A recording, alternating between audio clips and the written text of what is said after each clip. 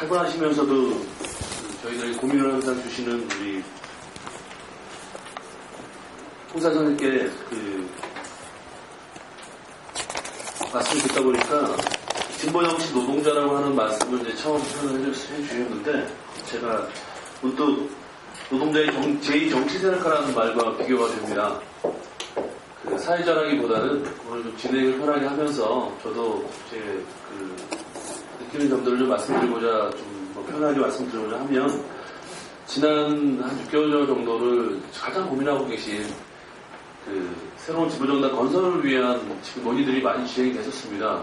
그 중에 좀 당의 명운을 가르는 그런 중요한 정치에 대한 시기에 개인적으로도 당원으로서 시대적인 그러한 중요한 논의 과정을 좀 제 눈으로 직접 보고 저도 듣고 싶어서 많은 참가를 했었는데 많은 화두에 떠올랐던 노동자의 제2정치세력화라고 하는 그 말을 가장 정확하고 가장 중요하게 이야기해야 할 민주노총의 위원장께서 그때 연습회의 때 맞습니다만 메이데이를 전후하고 5.1절을 전해서 4월 29일날 3차 연습회의 때 ERP 쟁점은 다 빼고 갑시다. 그리고 진보신당이 원한다고 하면 어떠한 내용이든 대표단 회의에서도 통과하지 못했다고 하니 다 빼고 5월달에 충분히 있습니다. 5월달에 3번, 4번 만나서라도 하겠습니다. 우선은 5.1절에 노동자들에게 간절하게 정말 제대로 된 진보정당을 바라고 있는 노동자들에게 보여줘야 됩니다. 메시지를 보내줘야 됩니다. 하면서 표현한 내용이 현장에 있는 우리 조합원들 무식해서 모릅니다.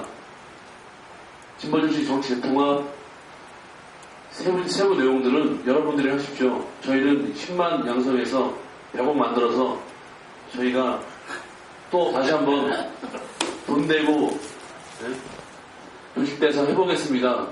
무조건 도장 찍읍시다 하는 말이 생각이 납니다. 사실 그 똑같은 얘기를 제가 속해 있는 인천에 와서도 똑같은 말씀을 하시더라고요. 그래서 정말 제2의 노동자의 제2정치 세력화라고 하는 게 정말 이렇게 간단한 일인가 고민인데 오히려 홍사 선생님께서 앞서서 좋은 말씀 끝에 새로운 이야기라고 하시면서 말씀해주신 진보정치 노동자라고 하는 규정을 저희들이 어떻게 진보정치 속에서 그리고 진보정당 속에서 풀어나갈 거라는 숙제를 큰 숙제를 주신 것 같고요.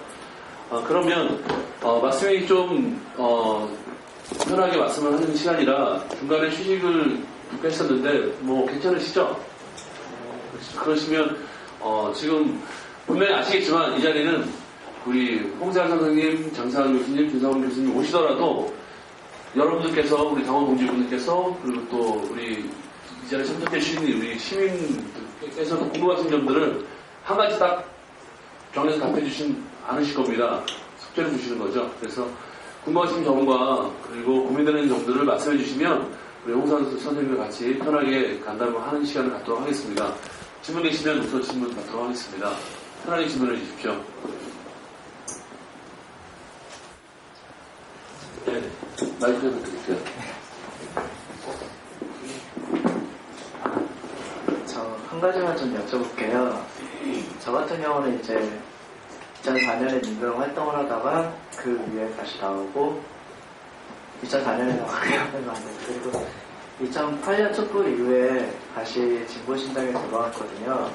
그래서 한동안 페이퍼 당원으로 있다가 선문에서 좀 뛰고 그 뒤로 아마 조금씩 활동을 하기 시작했는데 제가 지금 가장 고민하는 게 저희 지역에서 어떤 활동을 하고 싶은데 딱히 제가 뭘 할 수 있을지는 잘 모르겠더라고요. 아직 아는 것도 많지 않고.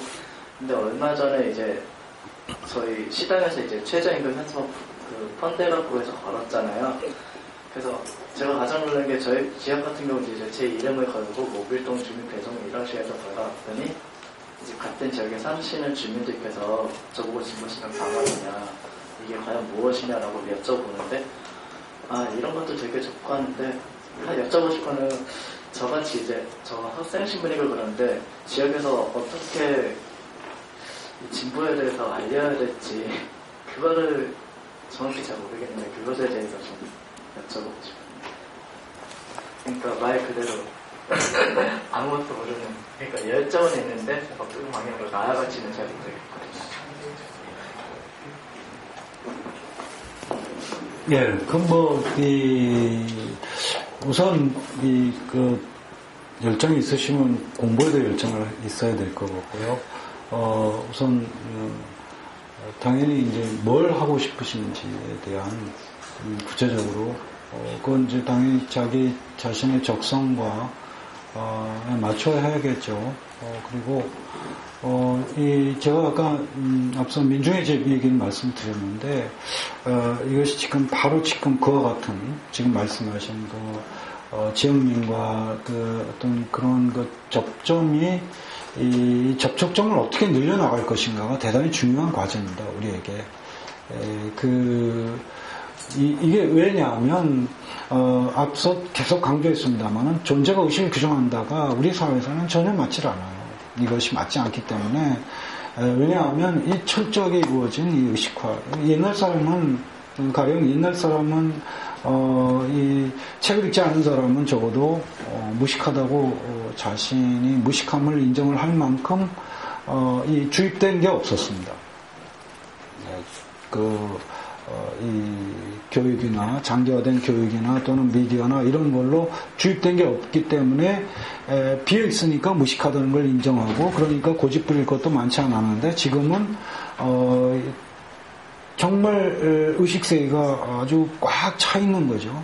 그 꽉 차 있는 것이 실은 옛날 사람은 그 꽉 차 있지도 않았고 주로 주된 내용이 생활에서 온 지혜라든지 이런 거밖에 없었는데 이제는 미디어나 교육이나 이런 걸 통하여 당연히 집에서 이렇게 장악하고 있는 거죠. 그걸 통하여 갖고 있는 그런 것을 고집하고 하기 때문에 그래서 쉽게 설득될 수가 없다는 겁니다. 그 점 때문에도 그렇다고 또 쉽게 포기해서도 안 되고, 그래서 이제 중요한 접점으로서 제가 이제 그 말씀을 드리는 거죠. 민중의 집. 이건 그냥 이 얘기를 해봅시다. 이런 얘기를. 이건 그냥 참고해 들으세요. 제가 이제, 이건 그냥 우스갯소리 비슷하지만 사실 우스갯소리가 아닌데, 제가 파리에서 이제 택시 운전사 출신이잖아요. 그래서 이제 귀국해가지고, 택시를 타면 이제, 요즘은 이제 그러지 않습니다만은, 서울에서 택시를 타면 이제 택시 기사분에게 제가, 저도 택시 기사 출신이라고 얘기를 하면, 처음에는 굉장히 좋아요. 왜냐면 다 같은 택시 기사끼리 만났으니까. 그러니까, 하나는 파리의 택시고, 하나는 서울의 택시 운전사고, 살기가 어떠냐, 먹고 살만하냐, 이런 얘기 할 때까지만 해도, 택시 안의 분위기 좋습니다. 그런데, 이제, 그 얘기가 이제 거리가 다 끝나면 대화가, 주제가 바뀌잖아요. 바뀌면 이제, 그 양반이 이제 궁금하니까 저한테 물어봐요. 그럼 지금 뭐 하십니까? 당연한 질문이죠. 그럼 제가 지금 한겨레 신문에 다닙니다. 근데 이 말과 함께 별로 택시 안의 분위기가 좋아지지 않아요. 갑자기 바뀌어요. 그래서 왜 그럴까? 왜 그럴까? 그래서 이제 얼마 뒤에는 이제 제가 물어봤어요. 이제 한겨레 신문에 다닙니다. 와 동시에 기사 양반은 한겨레 신문에 대해서 어떻게 생각하세요? 라고 물어봤어요. 그랬더니 무슨 전라도 신문이다, 무슨 뻘갱이 신문이다, 이런 그런 얘기를 해요. 아주 확신에 차서. 그래서 제가 그때 뭐라고 했냐면, 그럼 기사 양반은 한겨레 신문을 열독하시네요. 그랬어요. 일부러. 도대체 한겨레 신문을 읽지도 않고 어떻게 그런 걸 아냐 이거죠. 그렇게 얘기를 했더니, 이 기사 양반이 깜짝 놀라는 거예요. 내가 왜 그따위 신문을 읽냐고. 그러면 저는 그 신문을 읽지도 않고 어떻게 그렇게 아십냐고요. 이게 이제 참 웃기는 상황이지 않습니까? 근데 이 자리에 예를 들면 정교조를 집어넣어 볼까요?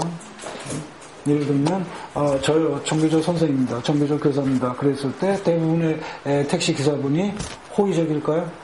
아니죠. 또 그 자리에 저 지금 진보신당의 활동가입니다. 호의적일까요? 아니면 민주노총 조합원입니다. 호의적일까요? 이 문제입니다. 이게 바로 헤게모니인 거예요. 헤게모니가 그럼시가 말하는 헤게모니가 심사 헤게모니가 어떻게 작동하는지를 말해주는 거죠. 그러니까 이것을 어떻게 바꿀 수 있을까? 참 어렵습니다. 그 자리에서 한겨레 신문이 그런 신문 아니에요. 뭐 이렇게 얘기한다고 그게 되나요? 안 되죠. 그래서 바로 그런 접점을 마련하기 위한 것이 생활 속의 만남이 필요하다라는 거고, 그것을 하나로 이제 강조하는 것이 민중의 집인 거죠. 아마 그 마포 당협위원장인 그 정경섭 위원장이 지금 마포 민중의 집 저랑 같이 공동대표인데요. 이 뭐 스웨덴이랑 이탈리아, 그 다음에 스페인 다 다녀왔거든요. 그래서 곧 책이 나오는 걸로 알고 있어요. 레디앙에서. 민중의 집. 그게 지금, 스웨덴이 한 500여 개의 민중의 집이 있고, 그게 3인당이 아주 탄탄한 지역적 기반이죠. 이탈리아에도 한 1000개 정도 있고, 이런 식으로 있는데, 벌써 역사가 100년 이상 된. 그러니까 그런 하나의 참조로 우리도 시도를 한 것이 지금 마포 민중의 집이고, 아까 말씀드린 대로 이제 중랑구에 이어서 이제 구로구에 이렇게 되는 거죠. 지역에서 하시면 어떨까요? 예. 또 질문 계시면 질문하겠습니다.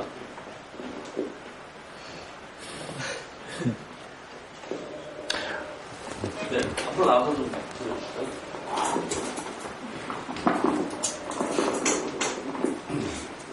너무 그 질문도 없고 좀 분위기가 처져 보여서 제가 마이크를 잡았습니다. 그 영등포 당협 소속 전원배입니다. 제가 어제 그 전북 도당에서 열린 최종 합의문 설명회를 제가 다녀왔는데 참 그 조승수 대표가 최종 합의문이 어떻게 나오게 되었는가에 대한 설명이 있었고 전북 도당 연경석 위원장이 이제 자신의 입장을 좀 밝히는 그런 과정이었는데 저는 엄격결에 그 합의문에 대해서 비판하는 추진위원, 제가 새정당 추진위원을 했었는데 그 관련돼서 초청이 됐더라고요. 반대하는 입장 내지 비판적 입장이 와달라고 그랬었는데 되게 후회를 했습니다. 괜히 갔구나. 근데 이제 왜 후회를 하게 됐냐면은 그 5월 31일 날 그 2+2 오전에 협상이 있었고 민주노동당과 그때 이제 북한 3대 세습 문제 관련된 합의를 했는데 강기가 이정희, 조승수, 노회찬 그 2+2 안에서 합의를 했는데 15분 동안 그 이정희 대표가 나가서 통화를 하고 오더니 번복하겠습니다 이렇게 됐다는 얘기를 하면서 조승수 대표가 무슨 얘기를 했냐면은 월급 사장이더라 이런 표현을 썼습니다. 그래서 제가 공당의 대표가 또 통합의 파트너인 민주노동당 대표를 당원 토론회라는 공식적인 석상에서 월급쟁이라는 표현을 쓰면서 만들려고 하는 당이 도대체 무슨 당입니까?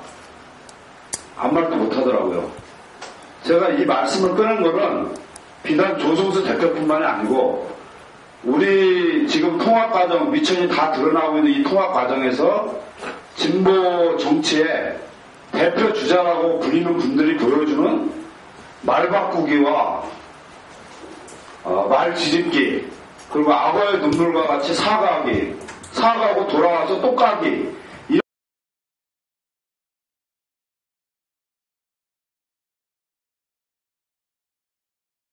그것도 진보 정치 문화가 저는 뭐 최종 합의문에 대해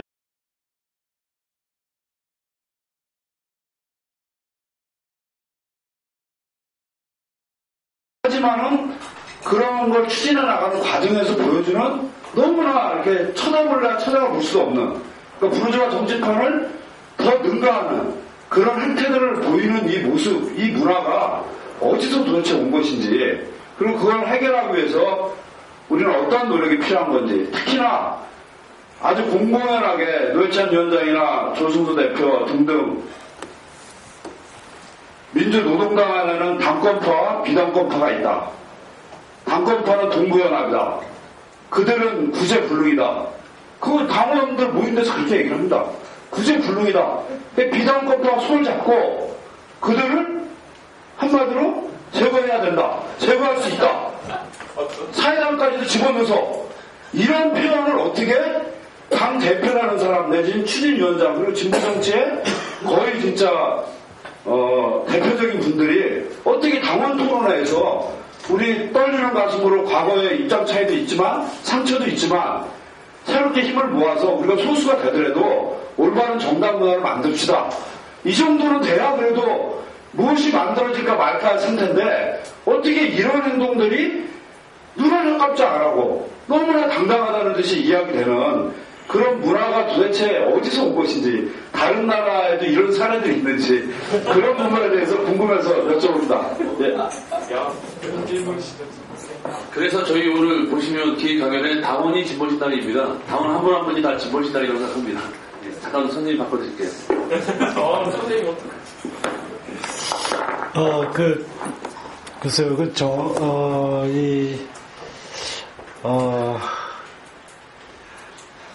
지금 제기하신 문제가 온당한 것이라고 좀 봐요. 당연히 제기돼야 할 문제라고 보죠. 일종의 이제, 우리가 어떤 격이라고 할까요? 품격이랄까, 이런 것에서, 미흡한 점이, 역시 결국 이제 또 돌아가는 얘기인데 아까 제가 이제 그 타자를 규정하는 문제라든지 이런 것들이 이제 이 미성숙이라는 문제 이것이 그 진보에게도 진보가 미성숙한 진보라는 거는 이제 그 자체로 형용 모순인데요. 끊임없이 진보해야 성숙해야 진보인 것이죠. 그런데 그것이 결국 우리의 어떤 그 정치 문화나 이런 것에서 또 어떤 그 답습되는 이런 면이 있다고 생각을 해요. 그것이 이제 우리가 결국은 역시 이제 시간 속에서 과정 속에서 끊임없이 성숙해 나가야 되는 이런 그 우리 공동의 과제라고 봅니다. 우리가 어떤 누구누구의 문제라기보다는 우리 모두가 아직 거의 미성숙한 상태에 놓여있고, 왜냐하면, 그러냐 하면, 몸이 놓여있는 곳에 의해서, 우리가, 배우기 때문입니다. 우리가 몸이 놓여있는 곳에서 습하는 것이죠. 이 몸에 익숙해진다는 겁니다. 그래서, 그 점을, 어떤 몇몇 이런 그런 차원에서 볼 것이 아니라, 우리의 지금 이 현 단계가 그 수준의 그런 정도이니 여기서 우리가 같이 이 단계를 넘어가 가야 된다. 이런 것으로 이 성찰의 계기로 삼아야 되지 않을까 싶어요.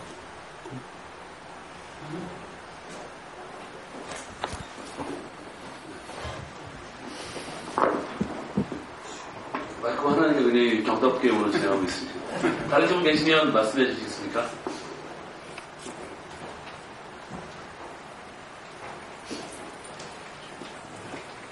문자가 들어왔는데요. 네, 질문이 들어왔나요? 네. 네. 지금 최종 합의문 나온 게 있는데 그 합의문에서 어떻게 생각하시는지 좀 여쭤봐달라고. 예, 문자 질문은 최종 합의문에 대해서 개인적인 한산 선생님의 그 생각을 좀 듣고 싶은 질문입니다. 질문 받으시겠습니다, 선생님? 그 얘기는 안 하기로 했잖아요. 그 말씀은 지금 포괄적으로 해주고 계시고요. 저희 앞으로 진보신당과 같은 우리 진보정당은 앞으로의 길이 있다는 말씀에서 답이 될 것 같고요. 다른 질문 계시면 질문 더 받겠습니다. 죄송한데 한 가지만 더 여쭤봤어요. 네, 알겠습니다. 2번까지는 하고 3번은 됩니다. 아까 학습이 중요하다고 하셨잖아요. 그러면은 그 학습을 어떻게 해야 되는지 너무 진짜 알 수가 없으니까 정말로 궁금해서 여쭤보고.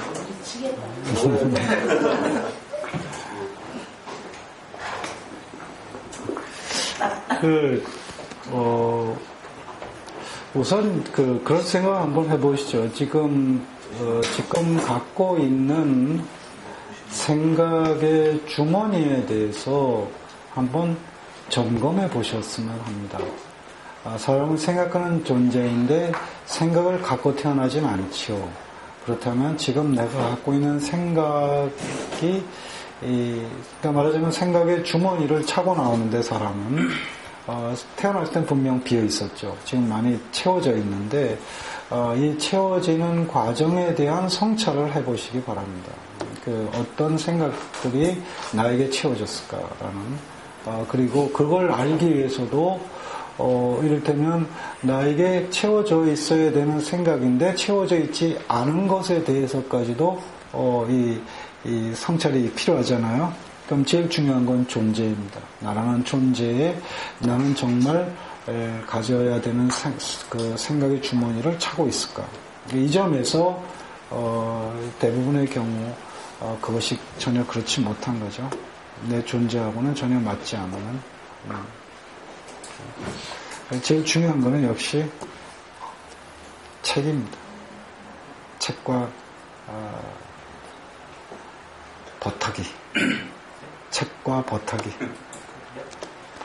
책과 동무하기. 책과 동무하기. 그리고 뭐 굳이 그럼 어떤 책을 읽어야 되느냐? 그러면 국방부에서 가르쳐준 책, 그 책부터 일단 그 현상을 알아야 되는데요. 이게 뭐냐하면 국방부에서 이러이러한 책이 불어나다 그러지 않았어요? 그러면 이 상황에 대해서 어떻게 해야 되냐면 나의 생각의 주머니는 결국 이 국방부와 그들로 대변되는 한국을 지배하는 사람들에 의하여 채워졌다. 따라서 그들이 불온하다고 말하는 책을 읽을 때 내가 겨우 균형 잡힌 시각을 겨우 가질 수 있을 것이다. 라는 겁니다. 그러니까 내가 얼마나 일방적으로 치우친 의식화의 대상이었는가를 인식하는 것이 중요하죠.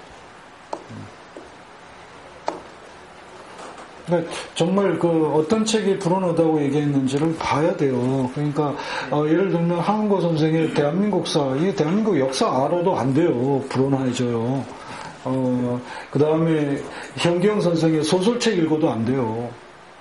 그 다음에 장하준 교수의 그 나쁜 사마리아인들 전혀 소위 말하는 좌파 경제학자 아니거든요. 그런데 신자유주의 경제정책 비판했다고 바로 불어나다고 하는 이런 것에 대해서 그걸 많은 사람이 웃고 넘어가는데 실은 그들이 지배하는 그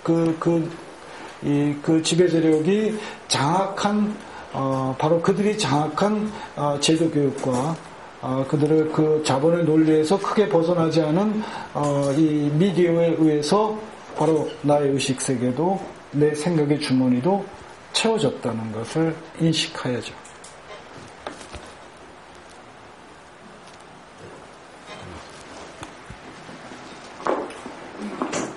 네, 다음 질문 계십니까? 네, 순서대로 하겠습니다. 예. 소속한 정명 말씀해 주시죠.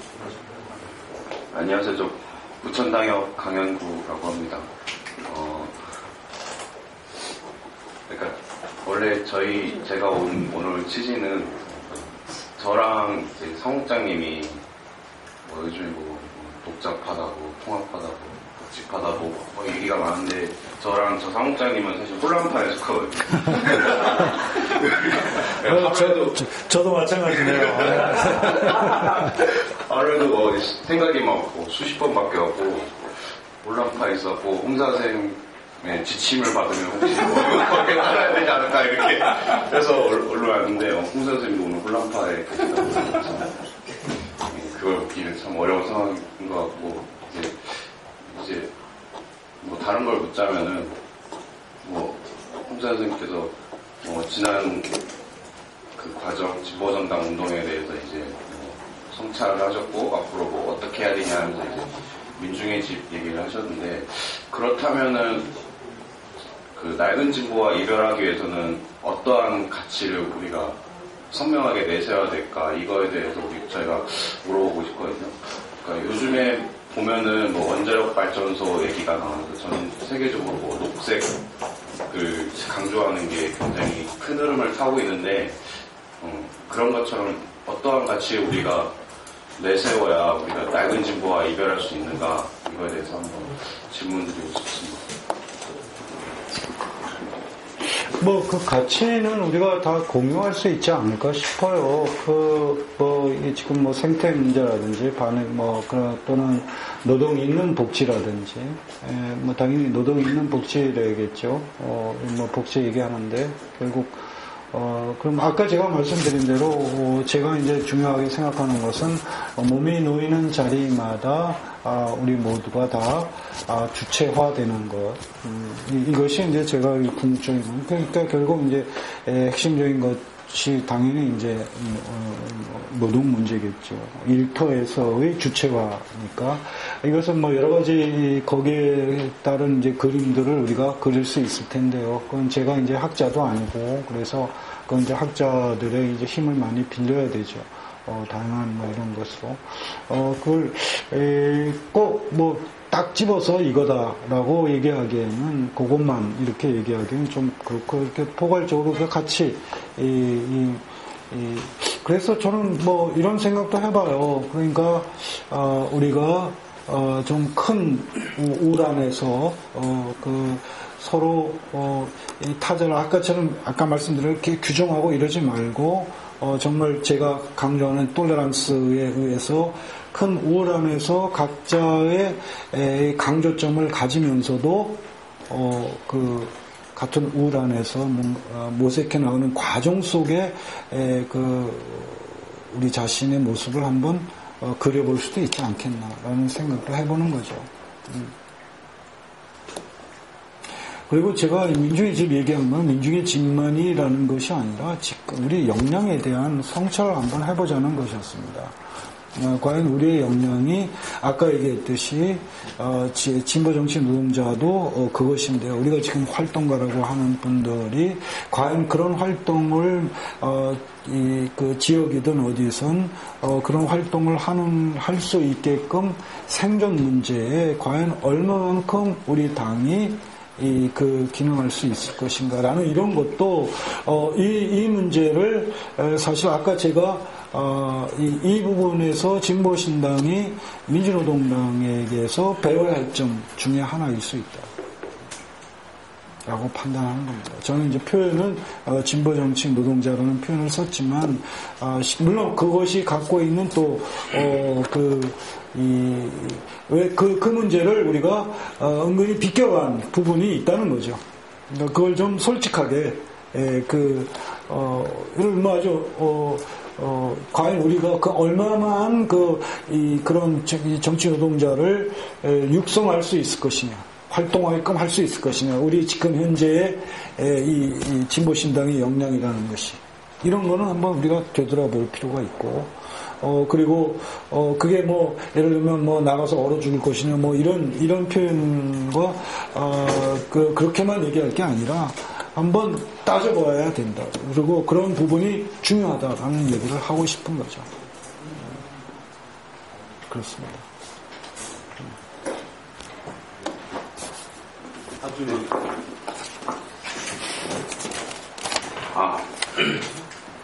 선생님을 오랫동안 짝사랑해온 멘토로 혼자 모시고 있는 전당의 참모장 이소영진이라고 합니다. 아까 우리 강용구 동지가 이제 잠깐 얘기했는데, 물론 이제 지금 말씀하시는 여러 맥락을 따져봤을 때, 이제 원하는 대답을 들을 수 있을까 의문이긴 하지만, 오늘 이제 진짜 오면서 물론 선생님을 존경한다고 선생님이 하라는 대로 하는 게 말은 안 되죠. 근데 이제 지금의 상황이 선생님도 아시겠지만 저도 진보정당 하나로 이게 얼마나 효과가 있을지 모르겠지만, 그리고 또 다들 양심의 자유와 판단의 자유가 있는데 그것을 강요하는 것이 맞는다의 판단도 있지만, 이 진보신당의 이름으로 모인 동지들까지 뿔뿔이 흩어지는 이런 상황이 가져올 그 당원들에게 남길 상처, 특히나 이제 더 저와 같은 활동가들에게 남겨진 참 외로움, 쓸쓸함 이런 것이 저를 잘 버텨낼 수 있을까 이런 생각 자신이 없어서 그냥 저는 급박한 상황이 아닌가 해서 판단이 들어서 좀 더 여쭤보고 싶은데요. 제가 이제 진보신당 처음 활동가를 저번에도 말씀드린 적이 있는 것 같은데 한 7년 만에 다시 시작했었거든요. 이제 들어올 때 집에서 정신병자, 미친놈, 또라이 이런 얘기까지 들어오면서 이제 어떻게 보면 시작을 했는데 말씀하셨던 진보정치 활동가가 한번 되어보자. 지역에서 진보정치의 희망을 만들어가는 것은 저와 같은 많은 좀 이제 젊은 활동가들이 이 정치 활동가로서의 전망을 가져가고 지역 주민들과 호흡할 때 그거 희망을 만들어가지 않을까 이런 생각을 하면서 했는데 처음에 이제 분당되고 만들어진 진보신당의 모습은 제가 이제 그때 공부하던 시절이었는데 그 이름만 들어도 정말 가슴이 설레었습니다. 아 정말 이제 진짜 제대로 한번 해보겠다. 정말 그 답답한 소위 민노당 세력 동지들, 그러니까 민노당 세력들 안 해도 된다, 막 이런 생각하면서 그 당시에는 다시 진짜 통합된다면 무조건 탈당한다. 아예 이제 정책 담을 쌓고 유의자적 해야 되겠다 이런 생각을 했었는데. 근데 이제 막상 돌아오고 이 새로운 진보정당 논의를 보면서 이제 선생님 말씀하셨듯이 좀 서로를 규정하고 이게 보면은 규정하는 정도가 도를 넘어서 이게 거의 기회주의자, 거의 극좌파, 서로 막 이렇게 규정 짓고, 서로 욕하고, 얘기조차 안 되고, 제대로 된 토론이 안 되는, 이런 상황이 저는 이해가 안 가더라고요. 그래서 이해가 안 갈 뿐더러, 너무나 가슴이 아프고 좀 답답해서, 제가 사실 지금 한 우울증 거의 걸린 게 지금 한 달 정도, 거의 제가 막 활동하다 한 3일 정도 막 잠도 자고, 아, 이거 어떻게 해야 되나. 그래서 제가 페이스북에 막 그때 술 먹고 이럴 줄 알았으면 부모님 눈에 피눈물 흘리게 그러니까 말 걸 그랬다 그렇게 쓰고 그랬었는데, 그래서 이제 지금의 상황이, 너무나 혼란스러운 상황이라서, 물론 이제 진보신당 하나로 얘기하면서 그리고 어떻든 결정이 나오면 그대로 할 마음을 갖고 있습니다. 그렇지만, 우리 상황에서 어떤 판단을 내려야 되는가, 이렇게 양단적으로 하는 것보다 어떤 기준과 어떤 방향으로 판단을 내려야 되는가, 이런 걸 굉장히 좀 알고 싶거든요. 특히나 이제. 제가 이제 진보정당에 가장 좋아하는 말은 보다 적색으로, 보다 녹색으로입니다. 물론 진보정당에 가입하지 않고, 물론 이제 제가 너무 사랑하는 동지들이 여기 계시는데도 저는 외면하고 끝까지 가면, 가입을 안 했는데, 보다 적색으로, 보다 녹색으로, 단순하게 말씀드리면 저도 많이 공부가 부족하지만, 한진이나 우리 유성기업 사태를 보면서 이 자본의 정말 치밀하고 야만적으로 변해가는 모습을 통해 보면, 그리고 또 지금의 민노당과 한나라당의 좌클릭을 보면 우리는 진짜 진보 세력은 보다 적색으로 봐야 되겠다. 그리고 전 지구적인 환경 위기 또 원전 사태 보면 진짜 보다 녹색으로 가져야 되겠다. 이거 맞다고 생각합니다. 언젠가는 그런 정당의 구성원이 돼야 된다고 생각하는데 이 정치 현실과 정치 구도라고 하는 것을 정당이 무시하기엔 그것이 이제 우리가 하나의 운동 세력이 아니고 정당이라면 아까 선생님 말씀하셨듯이 대중들 속에서 좀 사랑을 받고 그들과 소통하는 정당이 돼야 우리만의 가치로 극단화되지 않을 거기 때문에 지금으로서는 그래서 좀 더 대중과 가까워질 수 있는 노력도 하지 않으면 안 되지 않을까. 그래서 무조건 보다 적색으로 보다 녹색으로 무조건 간다고 해서 될까 이런 생각이 갖고 있거든요. 그래서 어쩔 때는 통합을 해야 되지 않을까 이런 생각도 들다가도 진짜 하루에 12번씩 바뀝니다. 진짜. 너무 혼란스럽고 너무 괴롭고 이걸 어떻게 해야 되는가 이런 생각을 하거든요. 선생님이 어디 입장이 옳다 그러다 말씀하시 그러면 왜 혼란스러우신지 그 말씀이라도 좀 들어보고 싶고, 선생님의 판단대로 하겠다는 것이 아니라, 좀 더 고민하고 좀 성찰해야 되지 않을까. 앞으로 이제 얼마 남지 않았는데, 물론 이제 당대에서 모든 게 결정 날지는 모르겠지만, 나름의 어떤 판단 기준과 어떤 방향을 가져야 되지 않을까 이런 생각이 들거든요.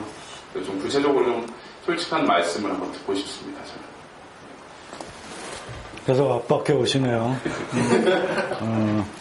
다음번에는 단독 간담회로 한번 하시죠. 그래요. 저도 혼란파라고 했지만, 실상,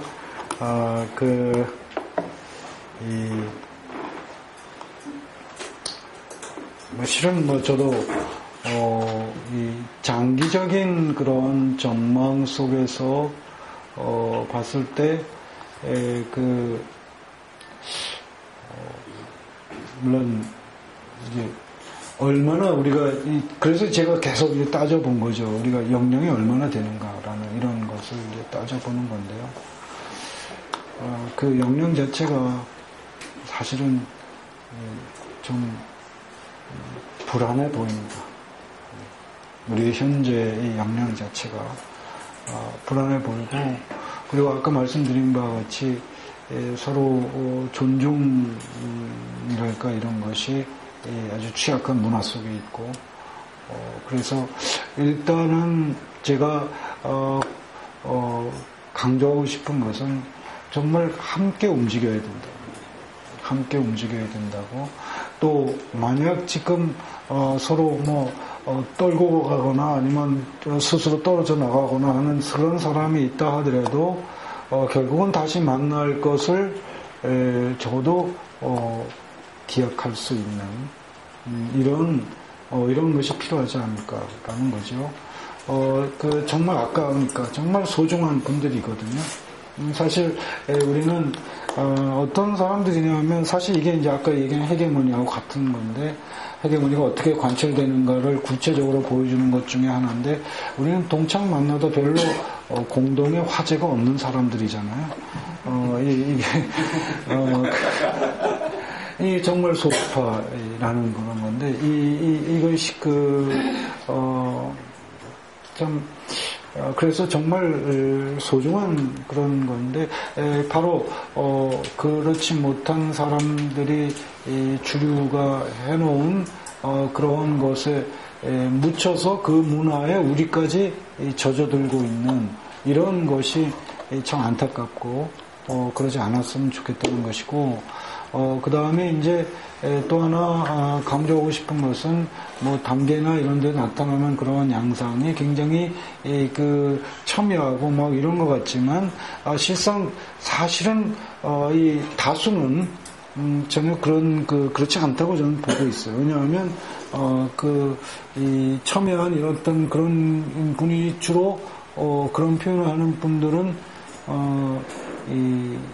그렇게 다수가 아주 지극히 소수이고, 다수는 그래도 침묵 속에 고민하고 있는 그런 사람들이 역시 다수일 것 같거든요. 저도 그런 생각을 들어서 일단 어떻게 우리가 같이 움직일 것인가, 이 소중한 사람들과 어떻게 정말 진보신당 이분들이 정말 제가 볼 때는 또 여리면서 아주 여리면서 사실은 그게 그게 참 글쎄 제가 말은 잘 못하겠는데, 여리면서 착한 이 소중한 사람들에게 정말 한 사람도 상처를 주면 안 되겠다라는 것이 이제 저로서는 가장 중요한 요구이고요. 이 장기적인 전망을 볼 때 우리가 정말 나중에 우리가 이 힘을 키워서 갈 수만 있다면, 근데 제가 볼 때는 그 전망이 뚜렷해 보이지 않고, 다만 3년 전과 지금은 분명히 다른 상황이 있다. 이것만은 분명하지 않은가.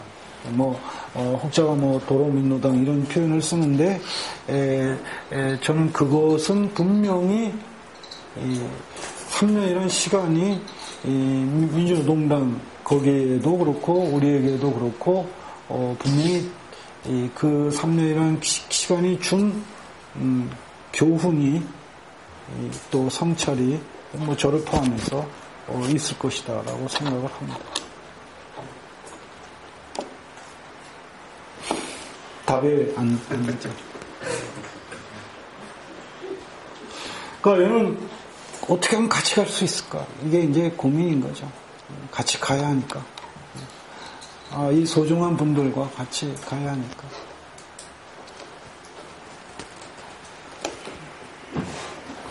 저도 그 약속은 했으면 좋겠어요. 손모 이렇게 좀 떨어지더라도 좀 아니면 이렇게 길이 갈라진다 하더라도 다시 또 만난다는 그런 그런 전망을 했으면. 네, 저도 한번 하고 싶은데 다음에 제가 하겠습니다. 문자가 듣고 그냥 말씀해 주시겠습니다. 그냥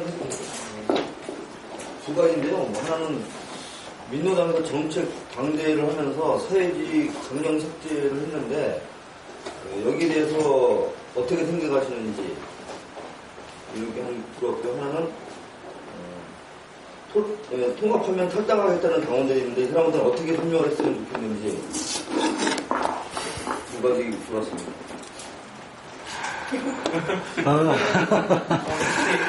사회주의 강령 삭제에 대해서는 당연히 저는 비판적이죠.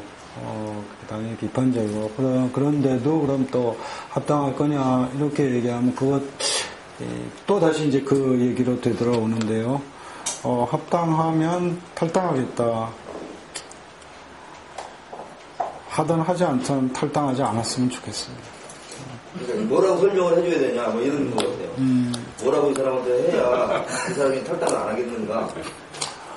그게 탈당하겠다는 분한테 이렇게 해야만, 왜 탈당하면 안 되느냐라고 한다고 해서 그것이 그분의 의지의 표현인데, 그 당원의 의지의 표현인데, 그것이, 제의가 그게 어떤 의미가 있겠어요. 그렇지만, 감히 한다면, 너무 쉽게, 너무 쉽게 판단하고, 너무 쉽게 결정하지 않았으면 좋겠다라는 것이고, 아까도 말씀드린 바와 같이, 이 장기적 전망 속에서, 과연, 그런 탈당해서 뭘 어떻게 할 수 있는지에 대해서, 도 한번 그림을 그려봤으면 하는 것이고요. 그 다음에, 그렇네요. 그렇습니다.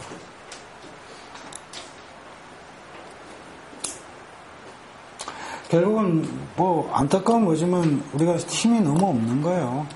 솔직히 힘이 너무 없으니까 역량이 너무 없는 거죠. 민주노동당 4몇 %, 진보신당 2008년에 그 총선 때 비례대표제 할 때 2.94% 아니었습니까? 지금 이 여론조사에 지금 1.3%, 2.4%입니다. 과연 이 상황에서 과연 어떻게 이 역량을 키울 수 있을 것인가? 제가 아까 그랬잖아요. 3년 전에 분리할 때만 해도 역량을 키울 수 있으리라는 그런 판단을 했었다. 그게 이제 적었어도 그게 오류였다는 말씀을 드린 거죠. 그러면 왜 그랬을까라는 것을 이제 생각을 해보는, 저 나름대로, 해보는데, 결국은, 진보의 미성숙이라는 그 문제와 함께 아까 자본주의 사회라는 이 문제와 관련되어 있는 자본주의를 공부하려고 할 때 바로 국가보안법을 들이대는 이 분단 구조. 이것이 결국은, 만나게 되는, 이 남북관계 이 문제와, 결국은, 소위 우리가 그냥 흔히 얘기했던 NL과 PD가 결국 만날 수밖에 없는 문제가 바로 그 문제일 수도 있다라고 생각이 드는 거죠. 물론 그 안에 이제 병폐라든지 패권 문제 이런 것에 대해서, 당연히, 그냥 모든 걸 다 수긍하고 이런 의미는 아니어야 되겠죠.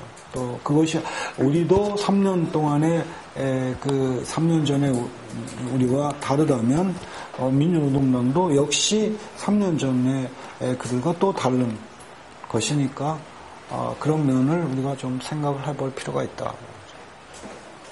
저도 질문 있는데 말씀해 주시죠. 쌤이 조금 전에 이제 이런 말씀하셨잖아요. 통일이라는 점에서 이제 같이 만날 거다. 그렇게 이제 말씀하시는데 저는 그 점에서도 서로 모순 관계가 발생한다 생각하거든요. 어떤 모순이 발생하냐면요. 제주도 하나의 도로 통합됐잖아요. 근데 남북한이 민중의 이해를 반영하고 노동자의 이해를 반영하지 않는 자주적인 통일만으로 과연 문제가 해결될 것이냐. 한반도에서 근데 제 얘기를 좀 오해하신 것 같아요. 그 부분이 아닌데 저는 지금 과정에 대한 얘기를 했던 거고 진보의 역량을 강화시키기 위한 그런 모색에서 이 사회 환경을 조성하는 데 있어서 왜 지금 자본주의 문제에 대한 그 예를 들었지 않습니까? 자본주의 연구회가 왜 국가보안법에 그 저촉사항이 돼야 되는 이 상황 자체가 분단이라는 문제와 맞물려 있다는 것을 무시할 수 없다는 거죠. 그 얘기였습니다. 네. 비하분담이었죠?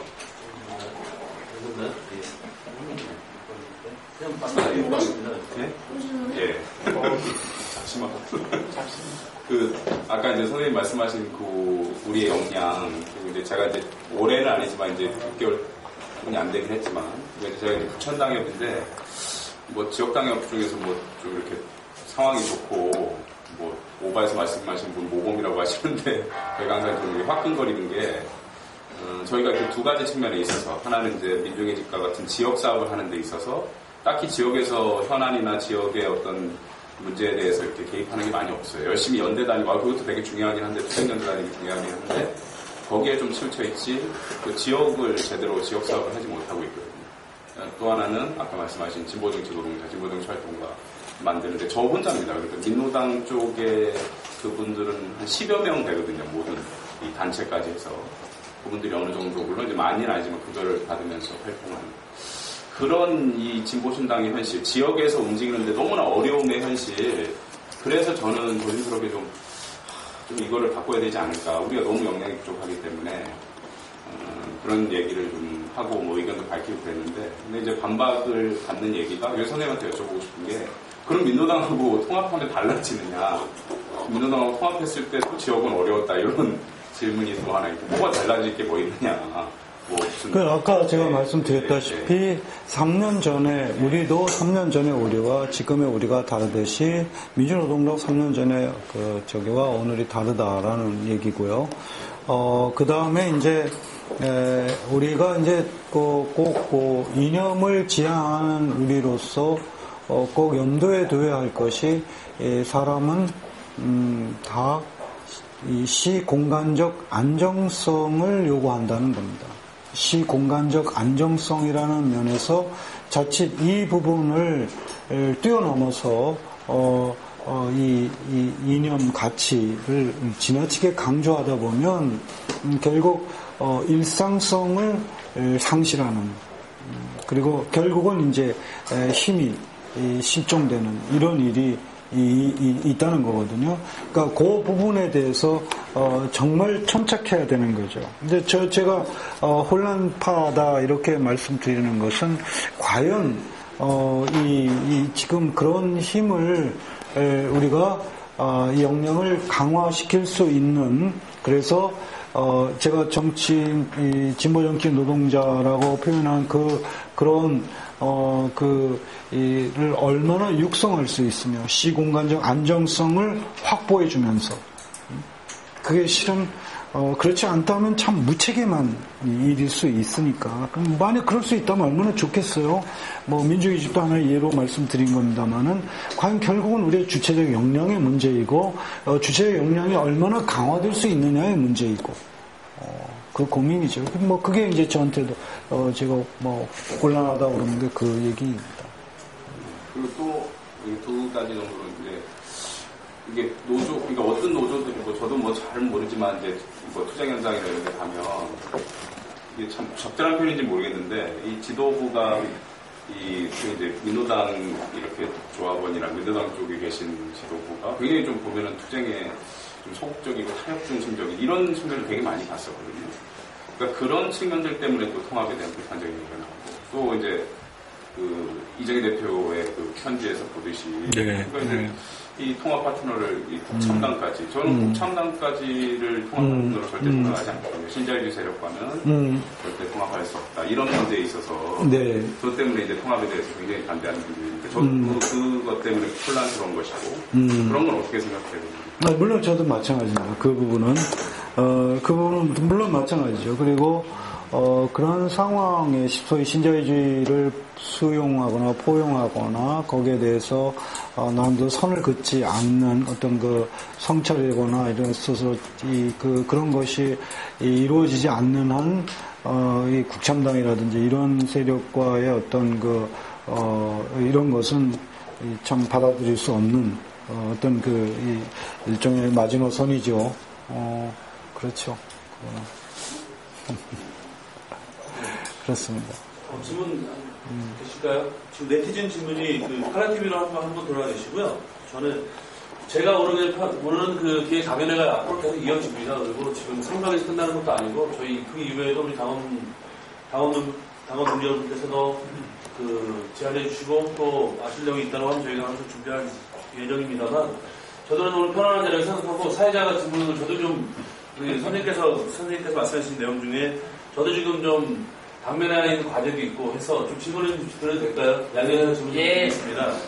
지금 앞서서 지금 부천당협의 사무국장님께서 말씀하신 내용은 비슷하긴 한데 저는 저 인천 남동 당협에 있습니다. 그리고 저희가 딱 오늘이 6월 22일이니까 딱 2달 되기 전인 4월 23일 날 당협에서 당원들이 일부 좀 또 참여도 하고 또 지역에서 지역 공간으로서의 남동 시방공간이라고 저희가 지역에 민중의 집도 저희가 좀 많이 마포도 다녀왔고 여러 케이스도 많이 공부하면서 저희가 좀 같이 참여하는 공간을 저희가 지역에서 공동으로 좀 만들어서 지금 준비를 하고 이제 2달 됐습니다. 그래서 하고 있는 중인데 저희가 과연 어떤 지역에 어떤 사업을 해야 할지 물론 지역 바라기부터 해서 지역에 저희들이 있음을 알리고 지역에서의 작은 부분부터의 열린 공간으로서의 고민들을 좀 해나가고 있습니다만 전 그래서 개인적으로는 지금 이 시간들이 빨리 지나면 당이 안정화되면 저는 개인적으로는 일주일에 한 번이라도 머리 깎는 봉사를 위해서 3개월짜리 이발 강좌를 좀 끊을 생각입니다. 저는 꼭 하고 싶은 게 제가 아는 목사님이 10년째를 하고 계시다고 하더라고요. 매일 월요일날에 목사님이 쉬시는 날이라고 하는데 저는 꼭 하고 싶어서 했습니다만 실은 과거에 제가 저희 지역 활동할 때 민노당 시절 보면 저 혼자만 남아 있었고 나머지 많은 당원들이 지역이라고 했던 데 공간에 남아있던 당원들이 다 쉽게 얘기하는 애들 당원이었습니다. 그래서 제가 왜 평양에 가지 않느냐, 왜 8.15 때 좀 더 나서지 않느냐는 질문을 많이 받았었고 저는 그 와중에도 통일도 아주 훌륭한 가치고 그리고 지향점이긴 하지만 지금 노동의 민중의 관점들에서는 아직도 지번 정치가 새롭게 민노당이라고 이름하여 저희가 시작했을 때는 좀 더 넓게 좀 바라보지 않을까 했었는데 결론은 많이 당협에서 소외되고 나는 활동에서 배제되는 상황이 있더라고요. 너는 노동자 편이니까. 또한 지금도 마찬가지고 인천에서 GM투쟁 때 우리 부천 당협 동지들도 많이 와주시고 했지만 민주노동당은 그 상황에서도 금속이 오든 아니면 민주노총이 오든 큰 연합 집회에서만 깃발들고 앉아있는.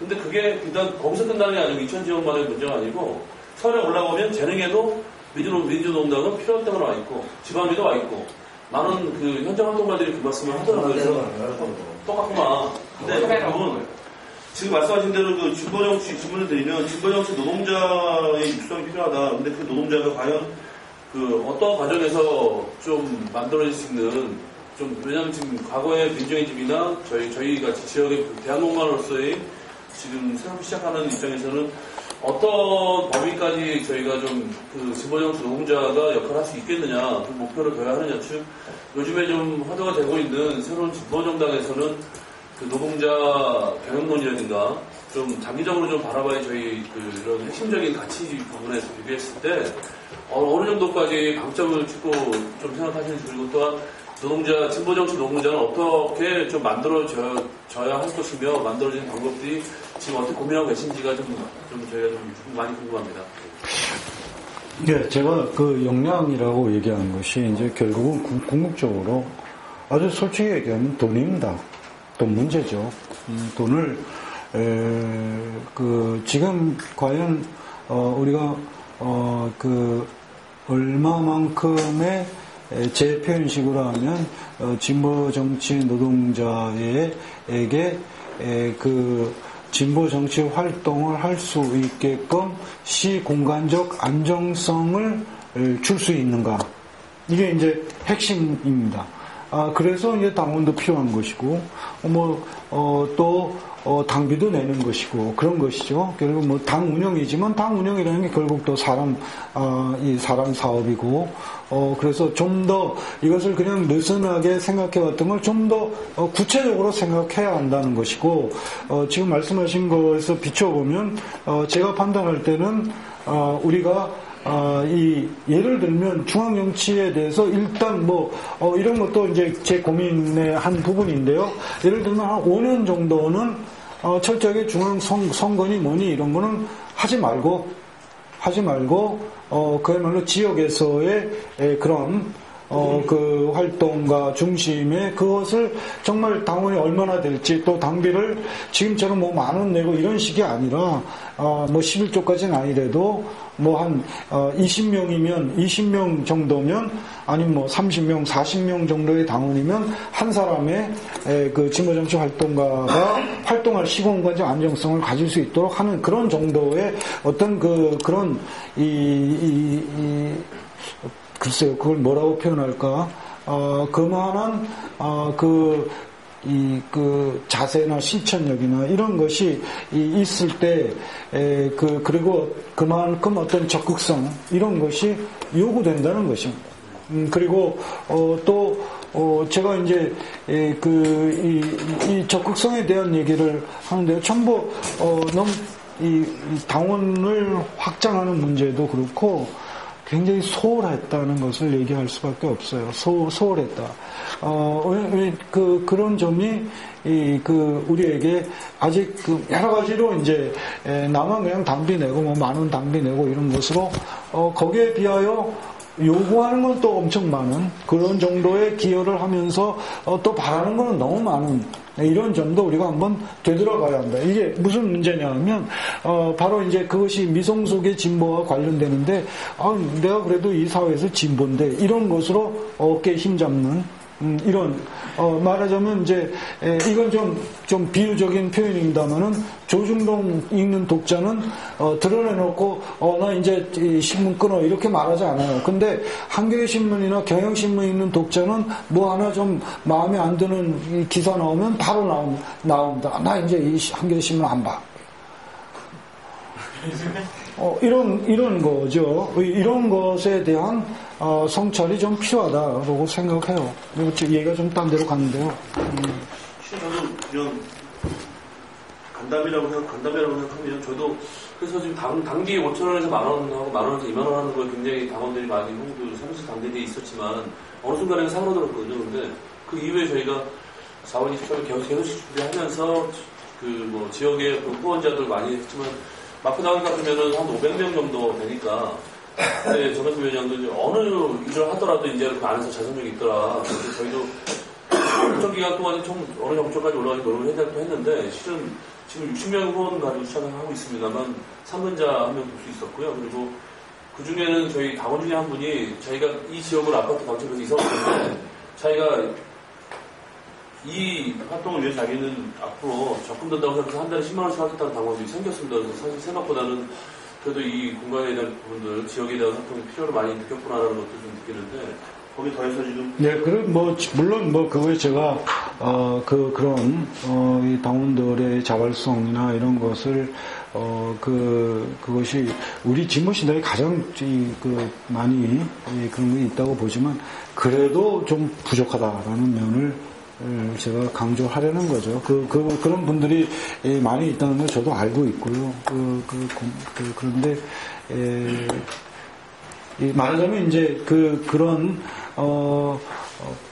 반대급부가 이제 뭐 보수적이나 이런 사람들의 다 반대급부가 있기 때문에 또 이제 그런 그 뭐 조중동 있고 이런 분들은 이제 생활에 어떤 이로움이 있기 때문에 이제 그런 거 읽는데 한겨레 경향신문 읽는 분들은 이제 자기가 기존에 생각했던 거와 그걸 확인하려고 보는데 조금이라도 삐끗하면 이제 바로 반발하는 거거든요.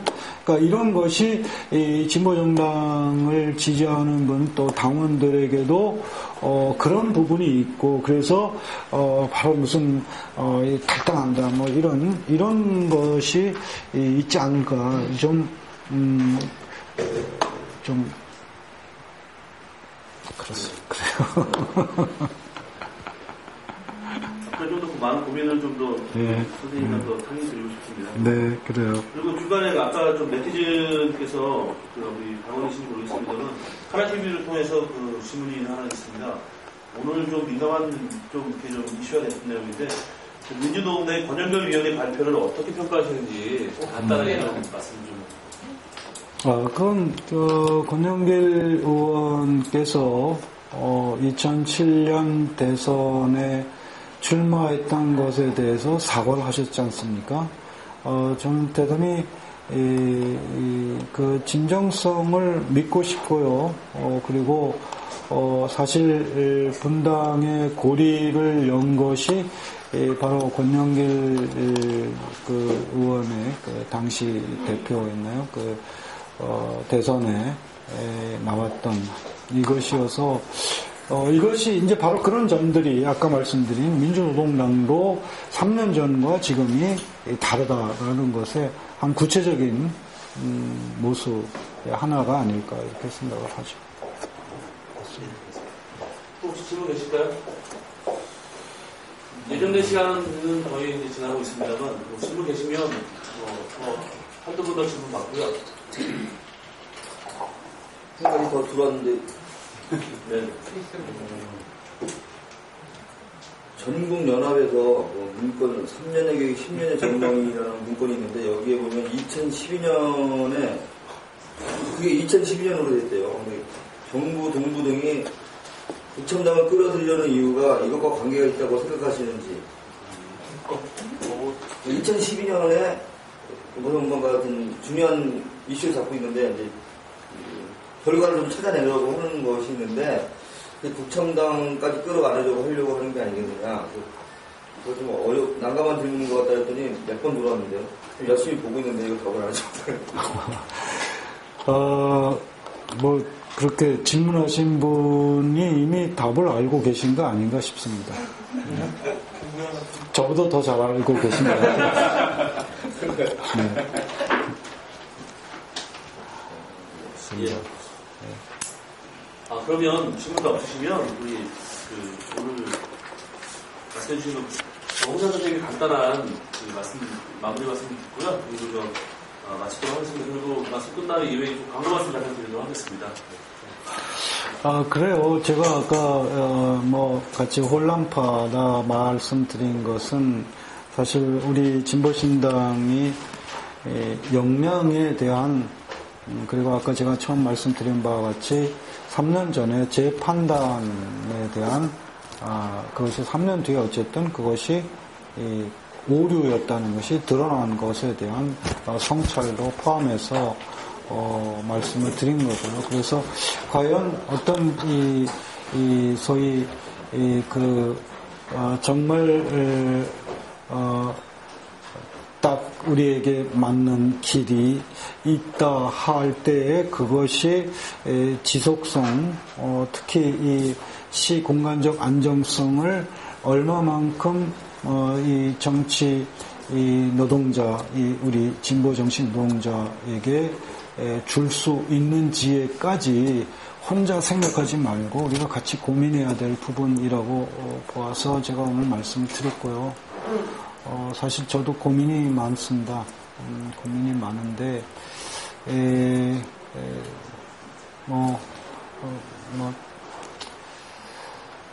하여튼, 제일 중요한 거는 정말 소중한 한 동지, 당원 동지 한 분 한 분이 정말 상처받지 않고, 우리가 어떻게든, 같이 갔으면 좋겠다는 것이고, 그리고 설령 어떤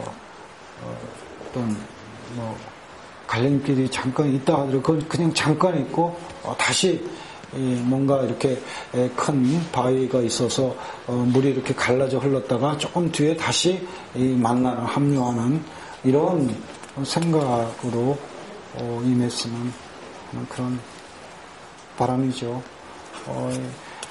저도 선배 잘못 만나서 사실 잘 나간 편이었는데 제가 그 정운찬 총리하고 동기 동창인데 그 용산 참사 문제 났을 때 바로 그 정운찬 총리 시절에 바로 그 앞에서 용산 참사 문제 빨리 해결하라고 1인 시위를 하면서 나도 잘 나갔는데 어디서 삐끗했나라고 생각을 해보니까 저도 이제 선배를 잘못 만나서 갓스물에 20살 때 선배 잘못 만나서 이제 결국 이렇게 됐는데요. 이게 얼마나 좋습니까? 이런 사람들끼리, 이 소중한 사람들끼리 그 주류 문화가 해놓은 그런 것에 우리가 같이 휩쓸려서 그 소중함을 정말 놓치지 않았으면 하는 그런 소박한 바람이 있고요. 그리고 아까 제가 말씀드린 대로 우리의 몸이 놓이는 자리마다에서 그것이 집이 되었던 아니면 일터가 되었던 아니면 배움터인 학교가 되었던 모든 몸이 놓이는 자리마다 그 몸들이 주체가 될 수 있는 그것이 이제 제가 궁극적으로 진보가 함의하는 이런 것이거든요. 그런 생각을 같이 공유하는 자리여서 고민 속에 있지만 하여튼 뭐 소박하게 이렇게 오붓하게 얘기를 나눈 이런 자리에 있게 돼서 행복했습니다. 고맙습니다.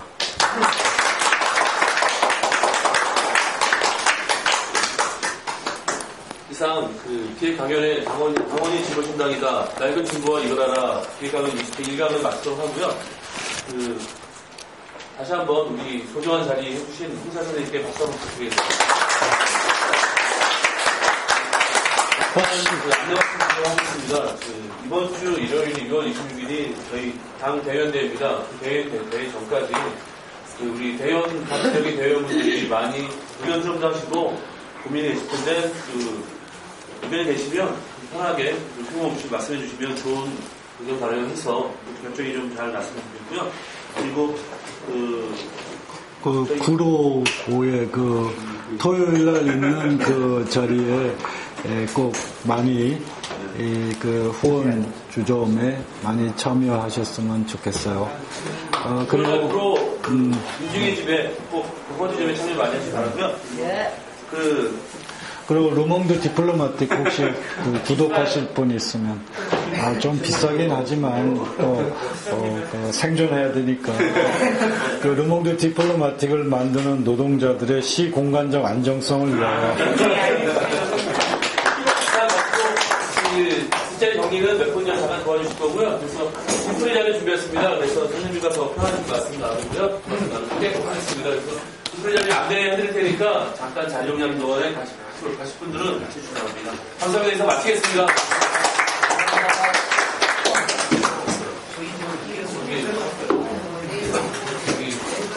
아까처럼 말씀하셨잖아요. 어디다 황면은 딱 정리해요.